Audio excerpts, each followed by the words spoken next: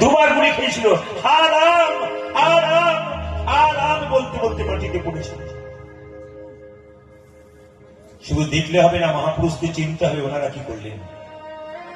তাই প্রত্যেকটি ছেলে মেয়েকে বলবো, যারা স্কুল কলেজে যায় বাচ্চারা, আপনাদের তাদেরকে বলবো বাচ্চার ব্যাগে একটা ছোট্ট করে গীতা ভরে দেবেন। 2 টাকা 3 টাকা দামের 5 টাকা দামের একবারে সবাইকে ভরে দেবেন।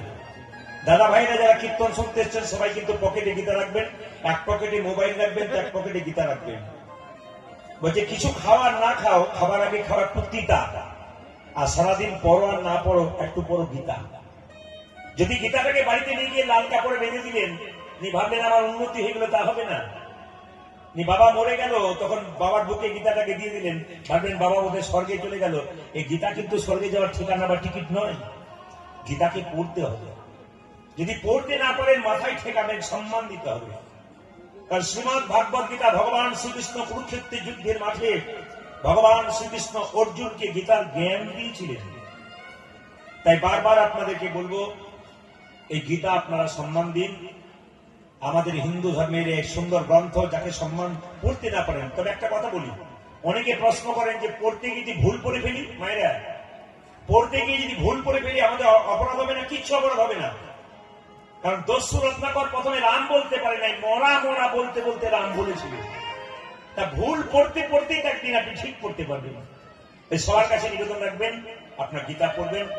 কি হিন্দু, কি মুসলিম, কি খ্রিস্টান, কি জৈন, প্রত্যেকটি ধর্মের মানুষকে সম্মান দেবেন, প্রত্যেকটি মানুষকে ভালোবাসতে শিখবেন।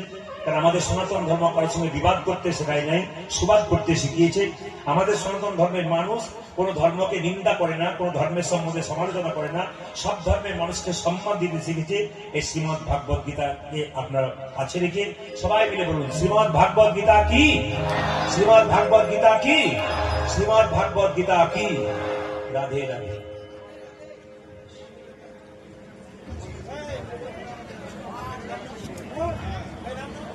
ইনি মা আর ইনি ছেলে, দেখুন সঙ্গে করে গীতা এনেছেন।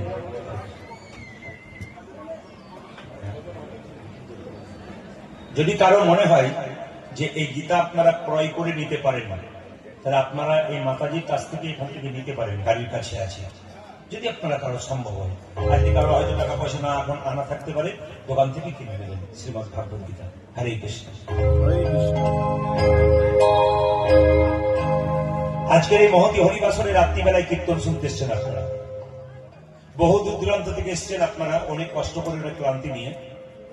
মায়েরা অনেক বাচ্চাকে করে নিয়ে কীর্তন শুনতে এসছেন, ছোট ছোট বাচ্চাগুলো জেগে আসে রাত্রিবেলায়। আপনাদের একটা নিবেদন রাখবো, আপনাদের জন্য ভগবানের কাছে প্রার্থনা করব, আপনাদের বাড়িতে কিছু হোক আর না হোক, প্রত্যেকটি বাড়িতে একটা করে কৃষ্ণ ভক্ত সন্তান জন্ম হোক। আমাদের হিন্দুর প্রত্যেকটি বাড়িতে একটা করে কৃষ্ণ ভক্ত সন্তান জন্ম হোক। প্রশ্ন করলেন, প্রদীপ বাবু ছেলেকে ডাক্তার চাইলেন না, মাস্টার চাইলেন না, ইঞ্জিনিয়ার চাইলেন না, আপনি কৃষ্ণ ভক্ত সন্তান চাইলেন কেন? সচিবতা নিমাইকে ডেকে বলেছিল, নিমাই তোর বাবার পিণ্ডটা দিয়ে। নিমাই বলেছিল, মা পিণ্ড দিলে কি হয়? বলে 7 বংশোদ্ধার হয়।